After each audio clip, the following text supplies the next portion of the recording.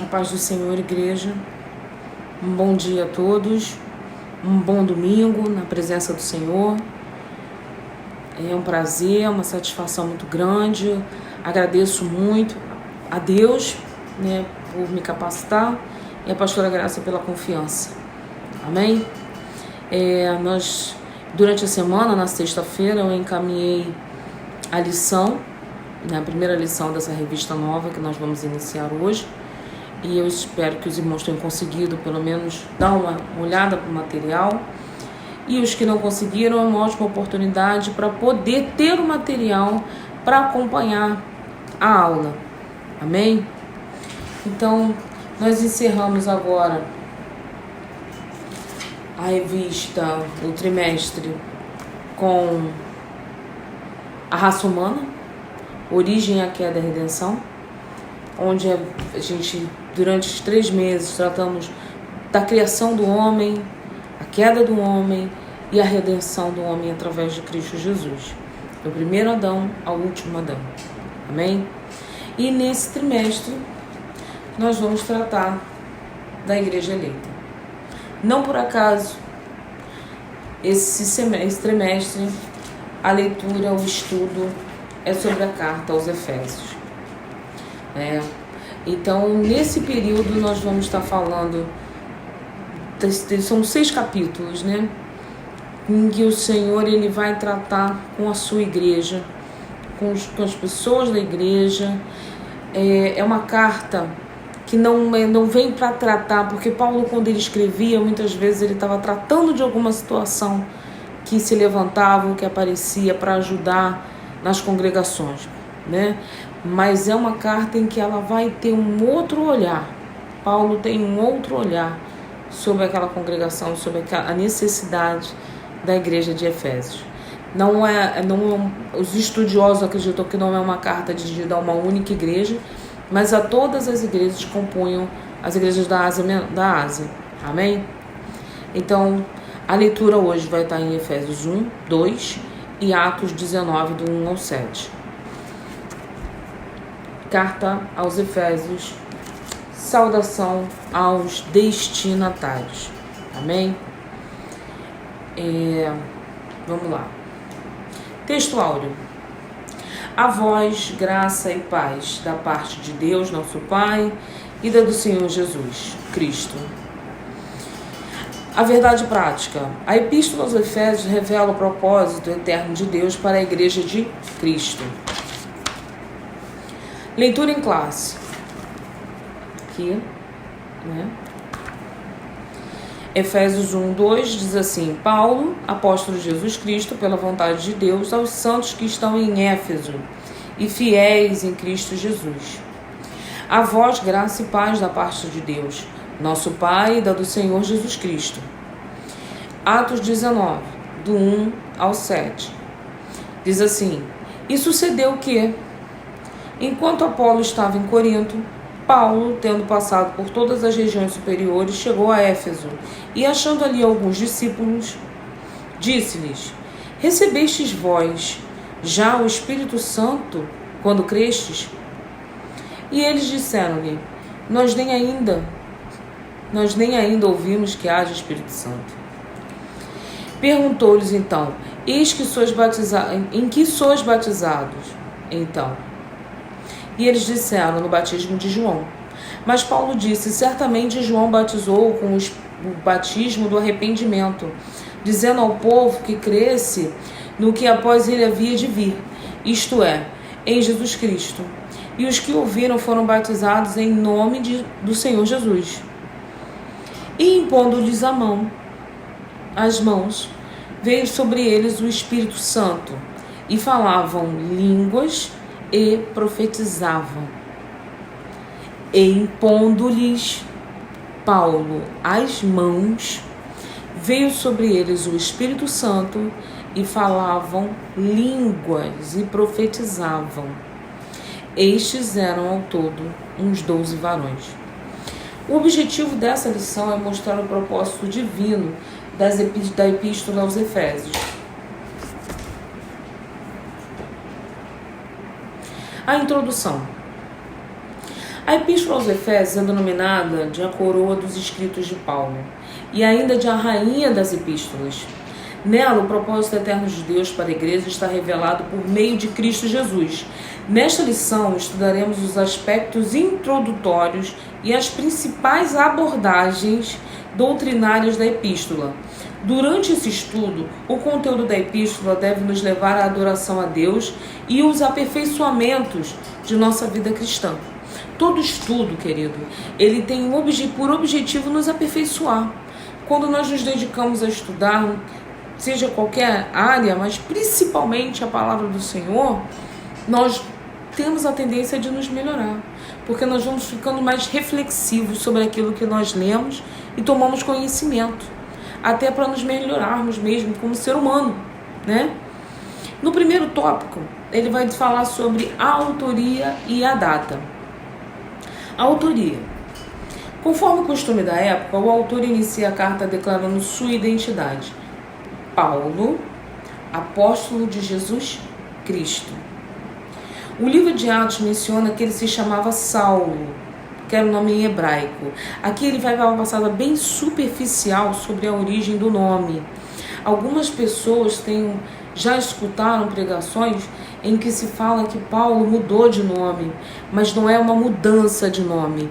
Paulo, ele tinha a origem hebraica, ele era da tribo de Benjamim, a mesma tribo do rei Saul.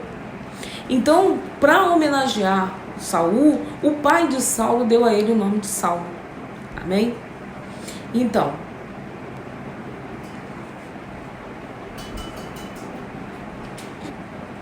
porém, Paulo era um cidadão romano. Ele nasceu com cidadania romana, né? Então, como romano, o nome dele era Paulo. E como hebraico, na tribo de Benjamim, como judeu, ele chamava Saulo. Só que para tratar e para fazer a obra que ele tinha que fazer junto aos gentios, o autor da revista ele vai dizer que ele preferia ser chamado de Paulo, já que Saulo significava solicitado e Paulo significava pequeno. E o que nós buscamos quando nós estamos na obra do Senhor? Não é diminuir? Que ele cresça e eu diminua? Então, para que Paulo conseguisse êxito no ministério dele, ele preferiu ser chamado de Paulo. Amém? A assinatura apostólica, o tópico 2, o subtópico, né? Nas 13 cartas de sua autoria, o apóstolo se identifica como Paulo. 13 cartas, né? Romanos, 1 e 2 Coríntios, Gálatas, Efésios, Filipenses, Colossenses, 1 e 2 Tessalonicenses, 1 e 2 Timóteo, Tito e Filemão. Amém? São cartas, cada uma delas tem uma origem.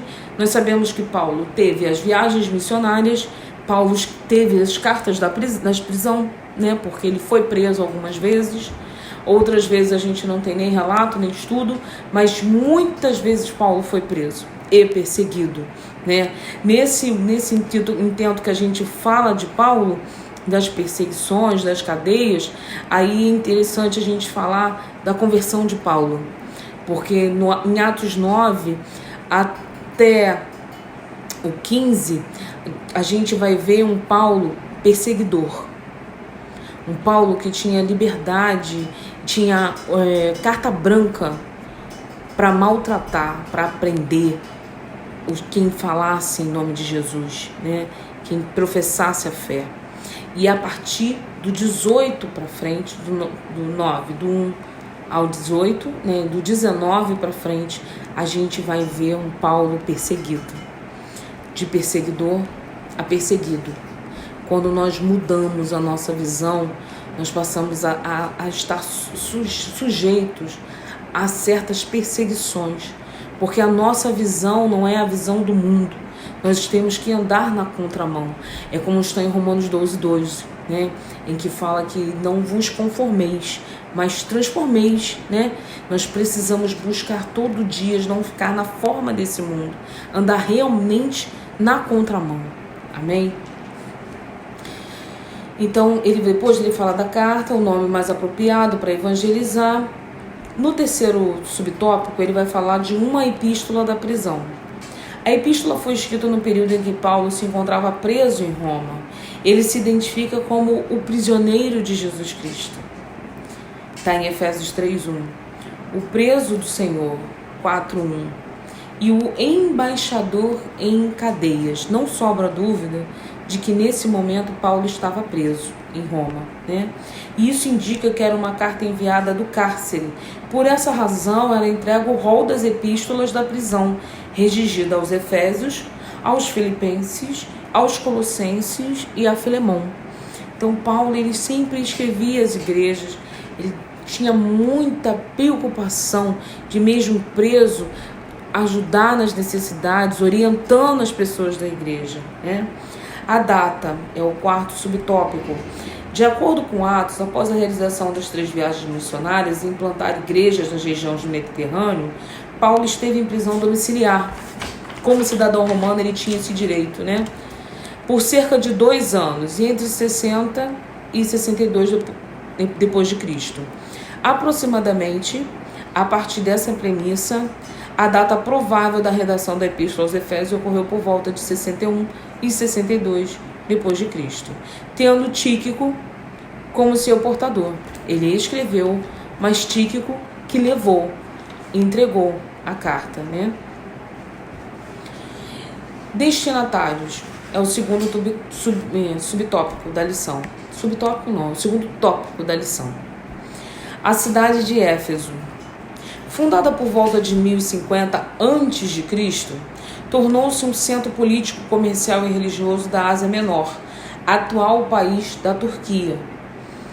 Era uma cidade litorânea, cujo porto desaguava no mar Egeu. Sua rua principal era pavimentada em mármore, com colunas trabalhadas em ambos os lados. Era considerada uma metrópole, com cerca de 500 mil habitantes. Tinha o maior anfiteatro do mundo, com capacidade para 25 mil espectadores. Próximos dali ficava o estádio com a pista de corrida e a arena onde ocorriam as lutas, entre os animais selvagens, como também entre homens e animais, né? Quer dizer, é uma cidade com muitas atrações, movida também pelo comércio, pelos turistas, né? E no segundo subtópico dessa lição, a gente vai falar da religiosidade em Éfeso, né? A cidade abrigava o templo de Artemis, Diana, a deusa da fertilidade. Construída em mármore, a economia da cidade dependia dos milhares de turistas que a visitavam. Sua maior fonte de renda era o comércio de nichos de prata vendido no templo, razão pela qual seus moradores ficavam alarmados com a pregação de Paulo contra a idolatria. E aqui ele vai dar referência de Atos 19, do 27 ao 29, né? Em que o povo ele vai, né? Vou fazer a leitura do que é o Atos 19, 27 ao 29, né? Por quê? Como é que Paulo fazia? O objetivo de Paulo era evangelizar, mas ele tinha estratégia, que muitas vezes a gente nos falta, né? E a gente precisa clamar ao Senhor por isso. Ele procurava os grandes centros, encontrava a sinagoga, começava a pregar para os judeus e gentios consecutivamente, porque eu passo, eu escuto, eu absorvo. E conforme as pessoas iam se convertendo, o que acontecia? As pessoas iam abandonando a idolatria. E os comerciantes que tinham a fonte de renda toda nessas imagens de prata, que seja uma réplica do templo, que seja a réplica da deusa, elas começaram a criar uma grande confusão, porque Paulo estava tocando aonde mais dói nas pessoas, que é no bolso, né? Então o texto diz assim, Atos 19, do 27 ao 29. E não somente há o perigo de que a nossa profissão caia em descrédito, mas isso o povo falando, mas também de que o próprio templo da grande deusa Diana seja estimado em nada, vindo a ser destruída a majestade daquela que toda a Ásia e o mundo veneram. E ouvindo, encheram-se de ira e clamaram, dizendo, grande é a Diana dos Efésios. E encheu-se de confusão toda a cidade, e unânimes correram ao teatro, arrebatando a Gaio e Aristarco, que macedônios e companheiros de Paulo de viagem, né? E Paulo, ele foi preso, mas como ele tinha cidadania romana, ele pediu uma audiência e ele foi cumprir essa pena em casa, pena domiciliar. E ele podia receber visitas, ele podia evangelizar dentro de casa, ele tinha uma certa mordomia, vamos dizer assim, entre aspas, porque está preso. Nós estamos passando por essa quarentena e nós sabemos que não é fácil estar preso dentro de casa, não poder sair, ter o seu direito de ir e vir obstruído, mas ele conseguia evangelizar, e não foram poucas as pessoas que visitaram Paulo no cárcere, né? Então vamos lá, a igreja de Éfeso. Paulo evangelizou a cidade e seus arredores durante 3 anos, está em Atos 20 e 31, é a referência dessa pregação, desse período. Quando chegou a Éfeso, o Apolo encontrou 12 discípulos, do início da lição, né? 12 discípulos, os quais os batizou nas águas e conduziu a receber o batismo no Espírito Santo. Atos 19, do 5 ao 7. Em seguida, evangelizou os judeus na sinagoga por um espaço de 3 meses. E como alguns judeus resistiam ao evangelho, ele voltou-se para os gentios de Tirano, os gentios, pregando no salão alugado na escola de Tirano.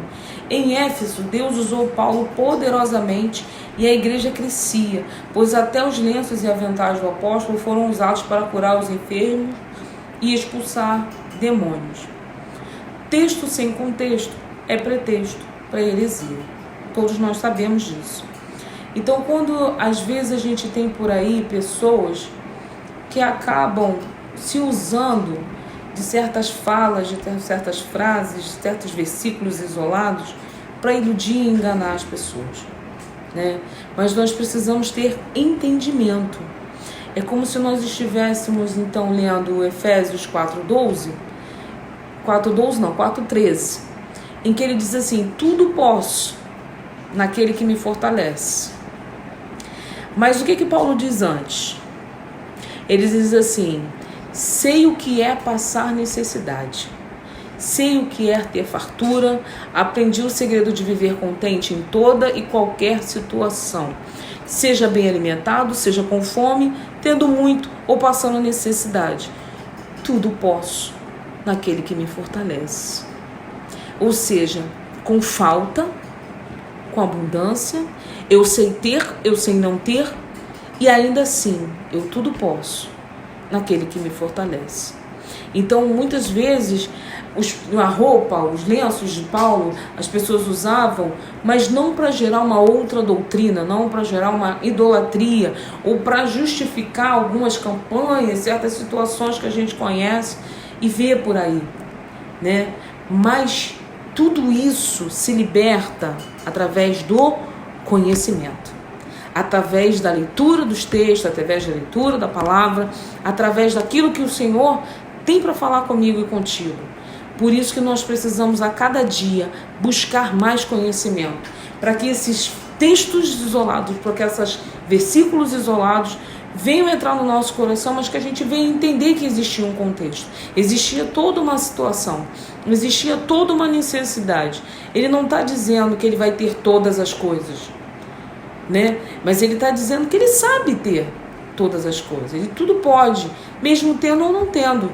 Glória a Deus, e que a gente aprenda a ter essa mesma visão, esse desprendimento que Paulo teve. E ele vai dizer: grandes líderes da igreja também passaram por Éfeso. Apolo ministrou ali e foi instruído por Priscila e Áquila. Chegou cheio de gás, de novidade, e foi instruído por Priscila e Áquila. Timóteo também foi designado para pastorear na cidade, e segundo Irineu, bispo grego do primeiro século, o apóstolo João também liderou a igreja, né? E aí eu faço só um comentário, né? Que a gente, né, em que João, né, em Apocalipse 2, onde ele vai falar das cartas às igrejas, as 7 cartas, as sete igrejas, né? E a primeira carta é para a igreja de Éfeso, né? E é uma carta em que ele vai deixar, assim, a tristeza, a frieza, porque haviam perdido o primeiro amor.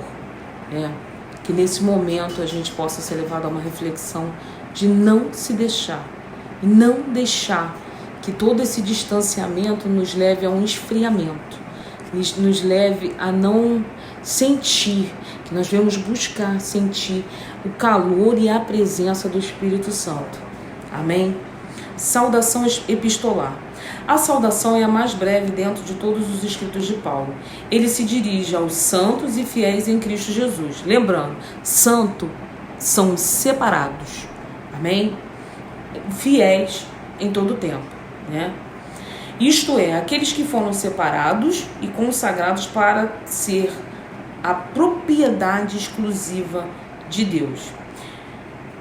Paulo os cumprimenta com palavras graça e paz. Graça do favor imerecido, porque nós não somos merecedores, e a paz que excede todo entendimento. A paz de João 14:27, a paz de Filipenses 4:7.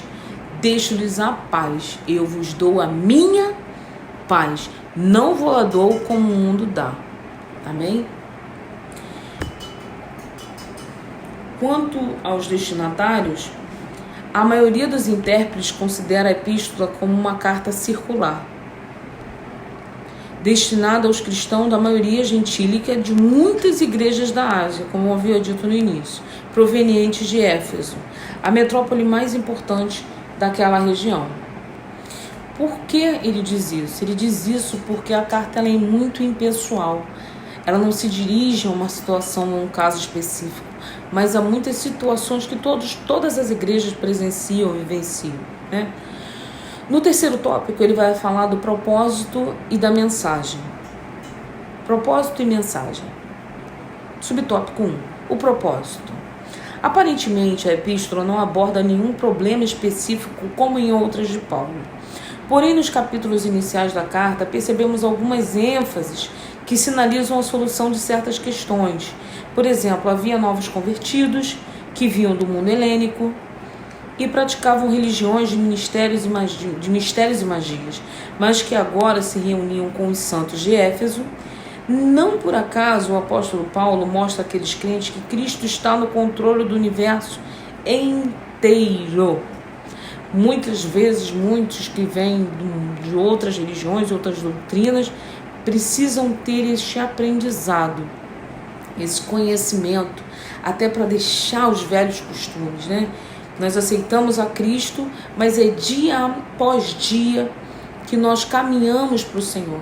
É dia após dia que nós vamos nos despindo de todos os velhos costumes, de tudo aquilo que ficou para trás, de toda essa imundície, e nos tornamos nova criatura. Não é de um momento para o outro que a pessoa levanta a mão para Cristo e no momento seguinte teve amnésia, bloqueio, esqueceu tudo. Muitas vezes aquilo vem entranhado dentro da pessoa e o Senhor tem que ir lavando, purificando, lavando e purificando. Então, por isso nós precisamos ter sede, essa busca incessante que nós temos quando estamos vivendo o primeiro amor. Também é possível perceber outro tipo de ênfase do apóstolo. Passado daqueles cristãos que era marcado o passado daqueles cristãos era marcado pela imoralidade e bebedeiras, mas uma vez salvos pela graça, eles deveriam adotar um novo estilo de vida em Cristo. Toda a transformação, é isso. Nós tivemos um passado, algumas pessoas tiveram um passado de outros tipos de vida, e você precisa romper, precisa deixar tudo isso para trás. Em Cristo Jesus, isso a gente já sabe, Em nome de Jesus.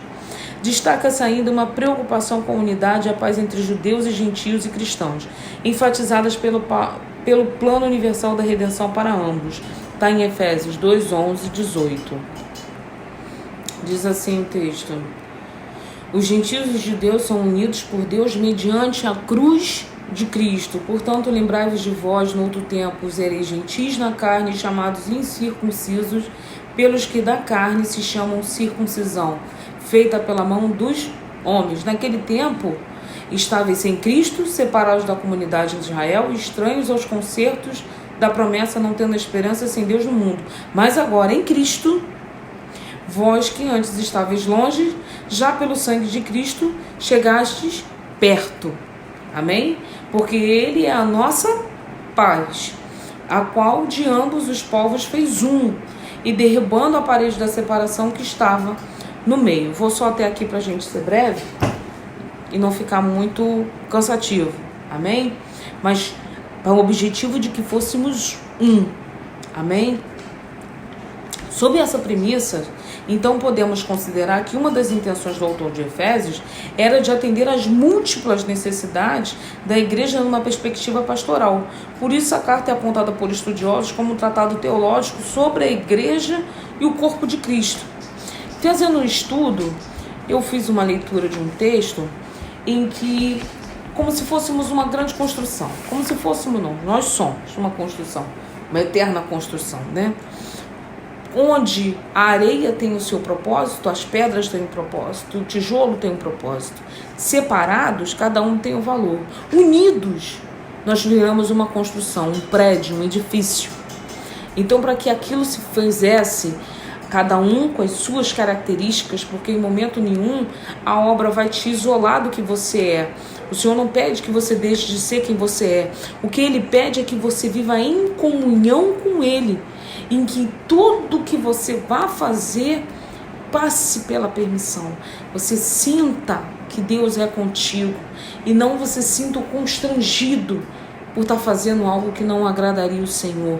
Então, respeitando as diferenças que a areia tem, que a pedra tem, que o cimento tem, que o tijolo tem, e a importância que cada um deles tem junto, porque não é possível edificar uma casa, edificar uma igreja, edificar um templo, onde você faça a mistura de areia, bota ali e bota o tijolo em cima. Vai fixar? Cadê a pedra? Cadê o cimento? Então nós somos isso. Dentro das nossas diferenças, juntos nós somos mais fortes. Juntos nós vamos mais longe. Amém? E a mensagem de Efésios gira em torno de duas temáticas: Jesus Cristo, a cabeça, e a igreja como o corpo de Cristo. Assim podemos classificar os desdobramentos desse assunto nos seguintes eixos temáticos, que são 6, né? Que são exatamente os 6 capítulos de Efésios. A consumação do plano eterno de Deus na pessoa de Jesus Cristo, a atuação do Espírito Santo como penhor da experiência da salvação, a reconciliação dos povos por intermédio da cruz de Cristo, a revelação do mistério da vontade de Deus por obras do Espírito Santo, um novo estilo de vida baseado na unidade da comunhão com o Espírito, na frutificação, na adoração, na intercessão do Espírito, os novos relacionamentos conjugais e a luta contra o diabo. Portanto, a epístola contém uma combinação de doutrina, fé e prática. Então nós vamos aqui ter uma divisão, né, do 1 ao 3, onde a gente vai falar teoricamente, onde a gente vai falar, a Bíblia vai falar, o estudo vai trazer a teoria, e do 4 ao 6, onde ele vai trazer na prática, os estudos na prática, a leitura da prática do como funcionou isso, né? Ou seja, de tudo quanto Deus fez e do que se espera que a igreja faça. Não é em vão que nós estamos lendo Efésios, passando por toda essa situação que nós estamos passando no nosso país. Porque de tudo isso que eu consigo enxergar como uma segunda chance, com uma busca que você possa se olhar e procurar o plano original. O que Deus quer de mim? O quanto eu estou próximo disso? O como eu posso melhorar em mim essas características? Dentro da obra, o que eu sou? Eu sou a areia, eu sou a pedra, eu sou o tijolo, eu sou o cimento, a água. O que eu sou? Será que quando eu me uno à obra, eu me coloco mais importante do que os outros integrantes, os outros itens que eu preciso para construir o templo, porque o templo somos nós. A gente está colocando simbolicamente essa estrutura porque Jesus trabalhava com pessoas diversas. Paulo ele evangelizava para os judeus, mas a partir do momento que o judeu passou a não ouvir, ele foi evangelizar o gentil.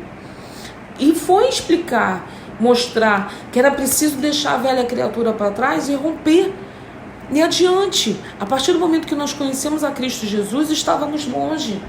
Mas a partir do momento que conhecemos, nos batizamos, professamos o nome de Cristo, nós precisamos estar perto, estar em unidade. Estar em unidade é falar harmonicamente a mesma língua.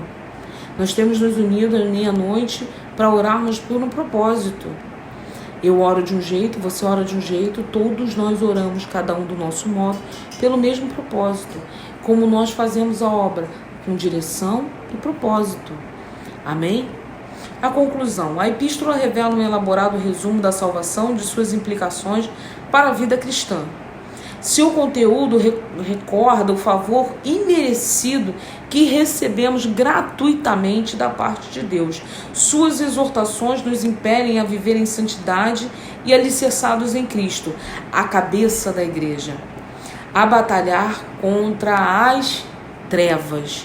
Nós precisamos estar em Cristo, né? Vamos lembrar de Nicodemos?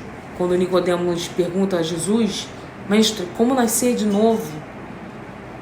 Como um homem velho pode nascer de novo?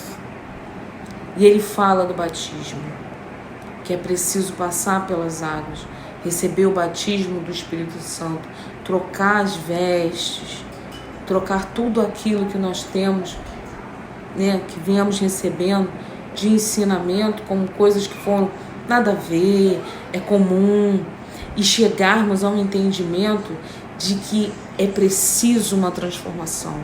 Viver em Cristo é viver transformação todos os dias. Amém? Que a aula tenha sido bênção, que semana que vem sou eu novamente que vou estar ministrando a aula e nós vamos estar falando. A próxima lição é sobre a sublimidade das bênçãos espirituais em Cristo.